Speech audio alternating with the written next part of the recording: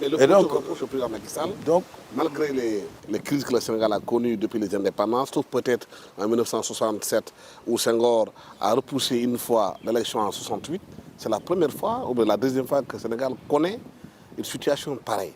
Et ils ne comprennent pas, c'est parce que peut-être avec des calculs politiques qu'on arrête le processus électoral en repoussant les élections. Pour elle, le 2 avril prochain, Macky Sall n'est plus président. non, je pense qu'il faut éviter vraiment de faire une fixation, ou j'allais dire un fétichisme, sur les dates ou sur les décisions qui ont déjà été prises. Comme je disais tout à l'heure, il faut tenir compte de la réalité actuelle et de la nécessité de trouver une solution de sortie de crise. Nous n'avons pas le choix. Nous ne pouvons pas dire non, parce qu'on conteste telle décision ou parce qu'on conteste telle autre décision, etc. Il faut foncer tout droit dans le mur. Non, on ne peut pas foncer tout droit dans le mur.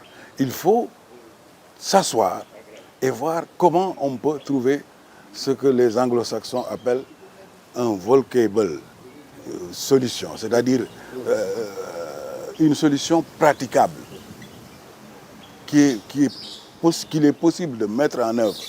Et c'est possible de mettre en œuvre une solution. Sans une fixation sur les dates ou sur les décisions qui ont été prises, il faut se dire on doit aller aux élections. Et pour aller aux élections au moment T où nous sommes, qu'est-ce qu'il faut faire? Il reste 11 jours pratiquement. Oui, mais c'est matériellement impossible d'aller aux élections dans ces conditions-là, dans les 11 jours. Déjà, avant qu'on en arrive là, il faut quand même avoir le courage de reconnaître que tout le monde avait parlé des dysfonctionnements qu'il y avait au niveau du processus électoral. Déjà, le fichier électoral, avant même la désignation définitive des candidats, était contesté par les candidats eux-mêmes, par la Sénat qui avait dit qu'elle n'avait pas le même fichier électoral que le Conseil constitutionnel.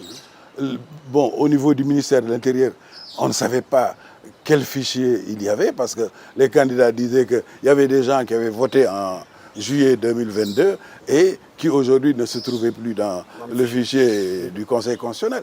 Donc déjà, il y avait des tensions très graves et des contestations au niveau du fichier électoral.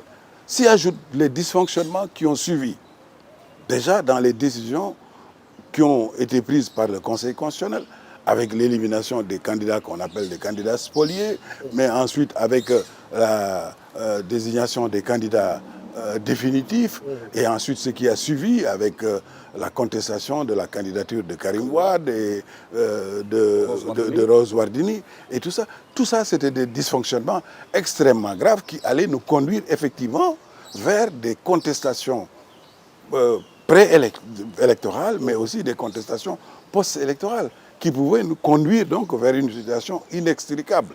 Donc, impérativement, il fallait anticiper pour éviter d'en arriver là. La décision qui a été prise l'a été, qu'elle soit bonne ou mauvaise, elle l'a été. L'Assemblée nationale également a pris ses responsabilités, a pris une décision. Aujourd'hui, nous en sommes là. La question est de savoir comment sortir.